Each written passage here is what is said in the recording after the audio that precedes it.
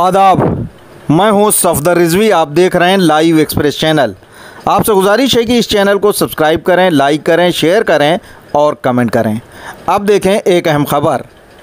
अपने दामाद शिया सेंट्रल वक्फ बोर्ड के चेयरमैन अली जैदी के ज़रिए करोड़ों मालियत की वक्फ जायदाद को नुकसान पहुंचाने वाले मौलाना कल्बे जवाद ने वक्फ संशोधन बिल 2024 को लेकर केंद्र की मोदी सरकार के खिलाफ जहर उगला और सरकार के खिलाफ आंदोलन चलाने की बात कही।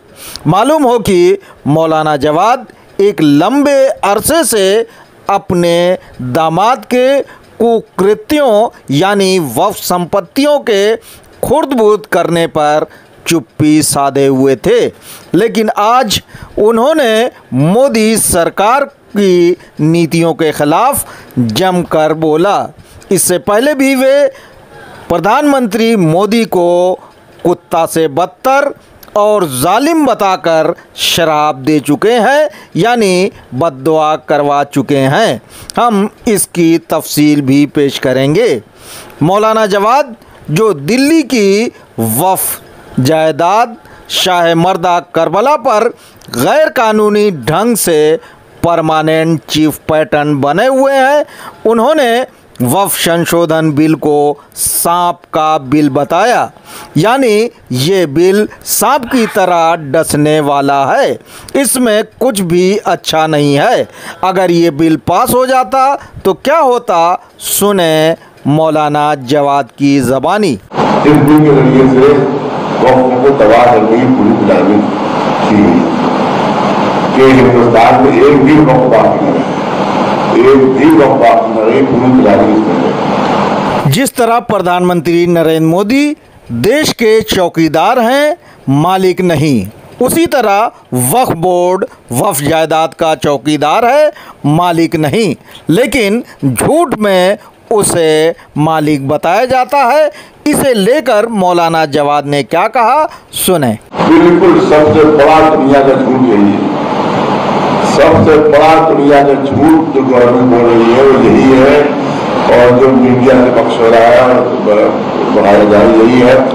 वक्फ बोर्ड एक इंच का भी मालिक नहीं है, एक इंच जमीन का भी मालिक नहीं।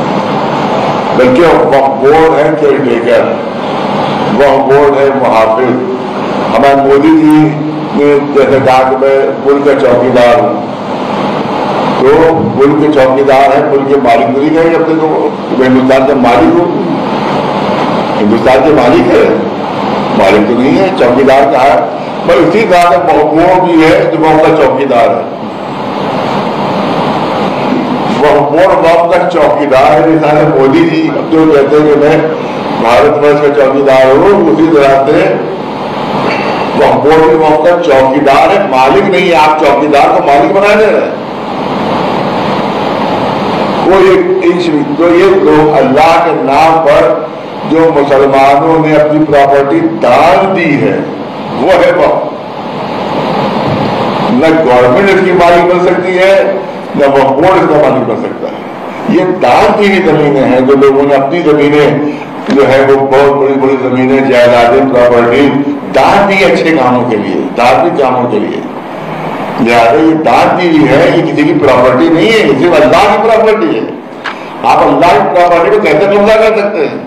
मौलाना जवाद ने वक्फ संशोधनों को धोखा बताया और कहा कि मोदी सरकार डिवाइड एंड रूल की पॉलिसी पर अमल कर रही है। सुने उनकी ज़बानी। तो बहुत बड़ा धोखा है, बहुत बड़ा धोखा है। और बिल्कुल दिए साफ रखे कि डिवाइड एंड रूल वाली जो अंग्रेजों की पॉलिसी है वो मौजूदा गवर्नमेंट उसको भी इस्तेमाल करना चाहती है। और ये कहा जा रहा है कि दफा 37 पे वक्फ दर्जे तो नहीं मानेंगे, आप वक्फ डीड लेके आइए, वक्फ डीड लेके आइए। 400 साल पुरानी दरगाह है आपके सामने, 400 वक्फ डीड की मिल जाएगी, इसकी वक्फ डीड मिल जाएगी। 400 साल पुरानी बड़ा इमामबाड़, आसवी इमामबाड़, पूरी दुनिया से लोग देखने आते हैं। 250 साल पुराना है, कोई वक्फ डीड की मिलेगी? मिलेगी वक्त भी करती जामा मस्जिद आज की यहाँ अपनी मुझे मालूम है कि खाली उदाहरण कह रहा हूँ। अब के पास 400 साल पुरानी है, 500 साल पुरानी है, आप क्या मस्जिद नहीं है तो गवर्नमेंट की होगी जामा मस्जिद। ये जामा मस्जिद दिल्ली की गवर्नमेंट की हो गई क्योंकि मस्जिद नहीं है तो बेवकूफ बनाया जा रहा है टोटल। और दूसरी जो धार्मिक स्थान है वहां मस्जिद की कोई जरूरत नहीं, सिर्फ वहां पर पूजा होती है तो मंदिर माना जाएगा। वहां अगर फर्ज कीजिए किसी की मूर्ति रखी है मंदिर माना जाएगा। लेकिन 500 साल से अगर किसी मस्जिद में नमाज होती है तो मस्जिद नहीं माना जाएगा। यह है, उसको मस्जिद नहीं माना जाएगा। अगर 500 साल में नमाज हो तो मस्जिद नहीं माना जाएगा। वक्फ डीड लेकर आओ, वक्फ डीड लाओ, हम तब मस्जिद मानेंगे। तो कितना बड़ा भेदभाव है कि आप मंदिरों के लिए आप वक्फ डीड नहीं मांग रहे हैं, आप गुरुद्वारों के लिए नहीं मांग रहे हैं, आप जैन वालों से नहीं मांग रहे हैं, आप ईसाइयों से नहीं मांग रहे हैं, क्रिश्चियन से नहीं मांग रहे हैं, आप मुसलमान से कह रहे हैं मस्जिद की वक्फ डीड लाओ, इमामबाड़े की वक्फ डीड लाओ, दरगाह की वक्फ डीड लाओ, और एक गवर्नमेंट की हो जाएगी। तो 400-500 पहले आप बताए कि वक्फ था 323-24 बढ़ रहा है और वक्फ 200 साल पुरानी है। अरे वक्फ कब था? 100 साल पहले था वक्फ, 100 साल पहले तो उसमें वक्फनामे में दाखिल किए जाते। 100 साल पहले वक्फ था नहीं था तो वक्फ कैसे उसमें दाखिल हो जाएगी? पहले तो जबानी वक्फ होता था, उलमा के पास गए, हमारे खुद परदादा के पास आते थे, बड़ा आते वहां के उन्होंने कहा कि आप हमको वक्फ करते हैं, सीना वक्फ का पढ़ा जाता है, बिल्कुल मोट होते हैं क्या ये वक्फ हो गया, न किसी डीड की जरूरत न किसी चीज की जरूरत, वक्फ हो गया, मान लिया। मोदी सरकार मुसलमानों के साथ नाइंसाफी और पक्षपात कर रही है। इस बारे में मौलाना जवाद ने क्या कहा, सुने। क्या वक्फ पायूजर नहीं, वक्फ पायूजर नहीं, सिर्फ और सिर्फ मुसलमानों के लिए कानून है कि वक्फ पायूजर नहीं, और किसी कौम के लिए आप कानून क्यों नहीं रख रहे हैं? कहीं पूजा हो रही आप उसको मंदिर मान रहे हैं, कहीं मूर्ति रखी उसको आप मंदिर मान रहे हैं, कहीं जो धार्मिक काम हो रहा है आप उसको मान रहे हैं, लेकिन मस्जिद में अगर नमाज हो रही है तो आप उसको मस्जिद नहीं मानेंगे। इमामबाड़े में मजलिस हो रही है आप उसको इमामबाड़ा नहीं मानेंगे। दरगाह में वहां के ऊपर लोग जाके श्रद्धालु आ रहे हैं तो आप दरगाह नहीं मानेंगे। ये कौन सी नाइंसाफी है कि इसी को साफ कहते हैं? तो बहुत बड़ा अत्याचार है। अलीगढ़ में वक्फ अली अकबर के वारिस मोहम्मद इब्राहिम के वक्फ की ज़मीन लाखों में बेचने वाले और गुफरामाब इमामबाड़े में लाखों रुपये में कब्रें बेचने वाले मौलाना कल्बे जवाद ने वक्फ जायदाद की सुरक्षा के नाम पर डीएम को मिले अधिकारों की किस तरह मुखालफत की, सुने। और फिर कलेक्टर का आपको पूरा खोल सुना और कलेक्टर फैसला करेगा वक्फ है कि नहीं है। तो आप मुझे इतना बताइए कि जितनी जो वक्फ है भी, जितनी भी वक्फ है तो तकरीबन 3 या 4 लाख वक्फ अभी होंगी मौजूद, और सब या पर्शियन में या उर्दू में है, या पर्शियन में उर्दू में है। क्या कलेक्टर समझेगा उर्दू? वो कहेगा ट्रांसलेशन करके लाओ, और 6 महीने में टाइम दिया गया है, सिर्फ ट्रांसलेशन में 10 साल लग जाएंगे। जितनी वक्फ है सबका अगर हिंदी में ट्रांसलेशन करवाया जाए तो 10 साल की मुद्दत चाहिए इसके लिए।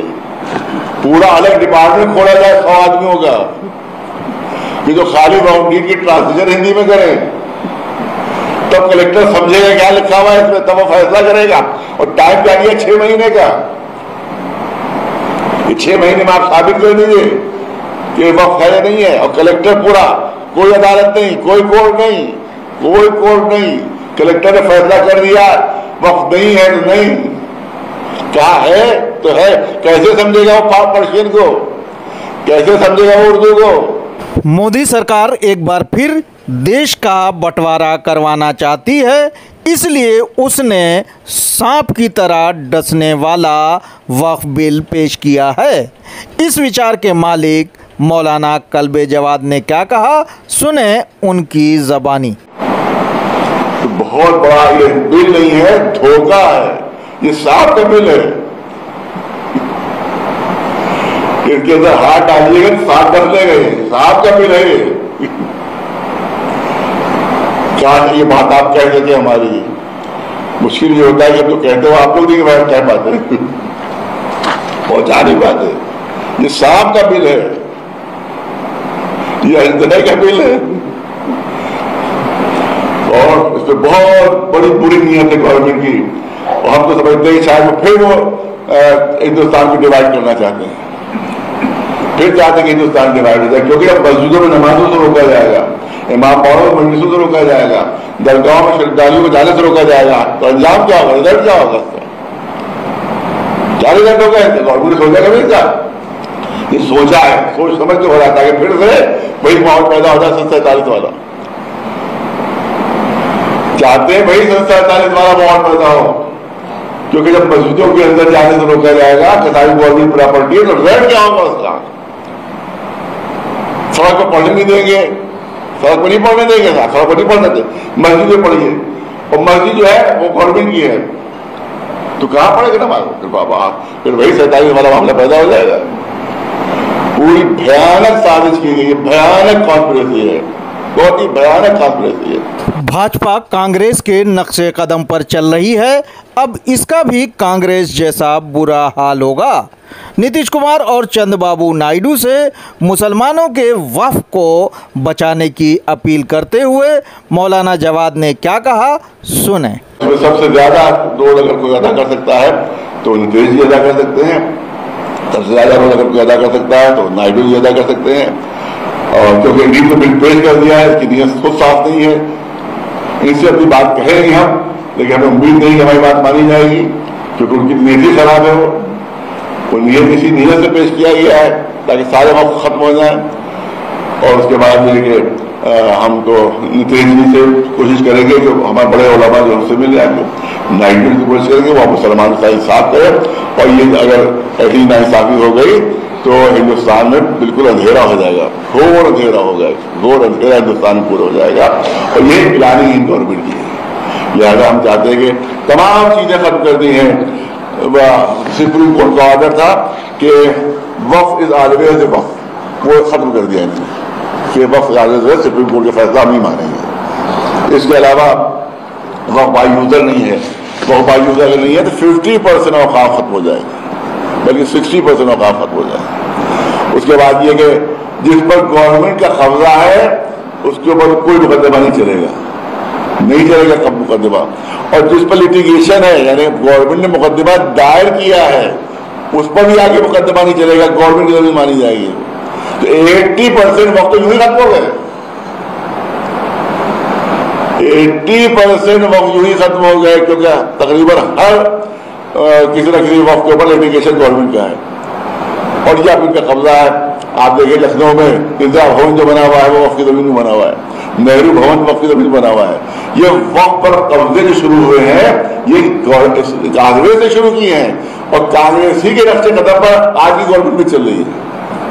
अब तो समझते हैं कांग्रेस में आज की बीजेपी गवर्नमेंट में कोई फर्क नहीं है। जो कांग्रेस ने ज्यादतियां की मुसलमानों के साथ वही ज्यादती इस वक्त मौजूदा गवर्नमेंट में चल रही है। तो अब सवाल ये होता है कि अब ये सोचता होगा कि कांग्रेस ज्यादा बुरी है या ज्यादा बुरे, तो ये कांग्रेस के जो नक्शे कदम पर ना चले, क्योंकि कांग्रेस भुगत चुकी है, तो कहीं इनका भी वही हर्ष हो तो कांग्रेस का हुआ। हालांकि लखनऊ में शिया सेंट्रल वक्फ बोर्ड के चेयरमैन अली जैदी जो मौलाना कल्बे जवाद के दामाद हैं, उन पर वक्फ संपत्तियों के खुर्द-बुर्द करने, बिकवाने, कब्जा करवाने, गैर कानूनी ढंग से लीज करवाने और वक्फ सूची से डिलीट करवाने के ढेरों आरोप हैं। मौलाना कल्बे जवाद ने उन्हें वक्फ बोर्ड से हटवाने या बदलवाने के लिए एक बार भी आवाज़ नहीं उठाई, लेकिन वक्फ संशोधनों में चेयरमैन को मिले अधिकार को लेकर उन्होंने किस तरह आलोचना की, सुने। क्योंकि बताया गया कि भाई 2/3 मेजॉरिटी से उसको हटाया जा सकता है, तो अगर वो बेईमानी कर रहा है, गलत बात कर, अब वो उसको खत्म कर दिया है कि अब जो चेयरमैन रहेगा वो चेयरमैन रहेगा, बोर्ड के मेंबर को नहीं हटा सकता, चाहे कितनी बार बेईमान क्यों ना हो, कितनी बार दगाबाज क्यों ना हो, कितनी बार चोर क्यों ना हो, लेकिन उसको रिमूव नहीं कर पाएंगे। तो ये बहुत बड़ी धांधली की गई है। और यहां तक के ये भी है कि कोई नॉन मुस्लिम भी चेयरमैन बन सकता है। Non Muslim, 2 member non Muslim होंगे, नॉन मुस्लिम भी चेयर। सवाल यह है कि गुरुद्वारा में कोई मुसलमान नहीं बन सकता, किसी मंदिर की कमेटी में कोई मुसलमान नहीं बन सकता, किसी जैन मंदिर में कोई मुसलमान नहीं बन सकता। लेकिन हमारे साथ तो ये सुविधा साथी की जा रही है कि आप कह रहे नॉन मुस्लिम जो है 2 मेंबर होंगे वो चेयरमैन भी बनेंगे। हमें बना दिए किसी मंदिर के चेयरमैन। मोदी सरकार जब मुसलमानों की वक्फ संपत्ति गरीबों में बांटना चाहती है तो मंदिरों का पैसा गरीबों में क्यों नहीं बांटती? सुने इसे लेकर और क्या कहा। अभी मुसलमान की प्रॉपर्टी गरीबों में बांटेंगे आप? तो खरबों खरबों रुपए की प्रॉपर्टी और सोना है। आप देखिए, अगर सिर्फ बद्रीनाथ के मंदिर को देख लिया जाए तो वही का सोना अगर पूरे हिंदुस्तानी को बांट दिया जाए तो हर हिंदुस्तानी गरीब जो है वो मालदार हो जाएगा। सिर्फ बद्रीनाथ के मंदिरों का सोना अगर गरीबों में बांटा जाए हिंदुस्तान के तो हर गरीब जो है वो मालदार हो जाएगा। तो खाली मुसलमानों की प्रॉपर्टी में नजर है तुम्हारी और कुछ नहीं। मौलाना जवाद ने कहा कि वे प्रधानमंत्री मोदी के गुलाम नहीं हैं, वे पहले भी उनकी मुखालफत कर चुके हैं और करते रहेंगे।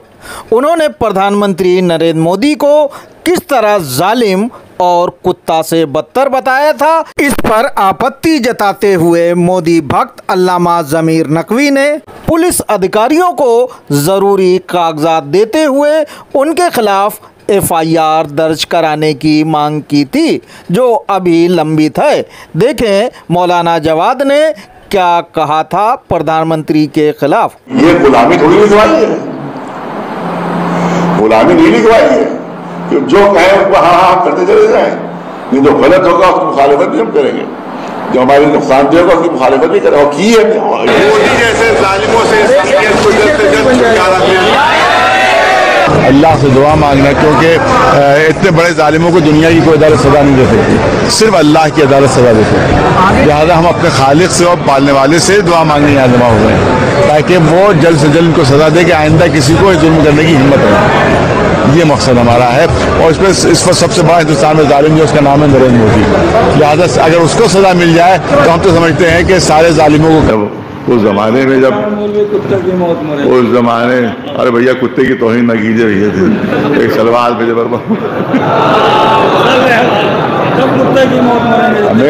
कुत्ते की तौहीन न कीजिए भैया, दफा हो जाएगा। आखिर में मौलाना जवाद ने कहा कि अगर मोदी सरकार 400 पार हो जाती तो बिल पास हो जाता और फिर मोदी सरकार क्या करती। सुने मौलाना कल्बे जवाद की ज़बानी। अल्लाह का शुक्र है कि आज 400 की सीटें होती तो कल बिल पास हो जाता।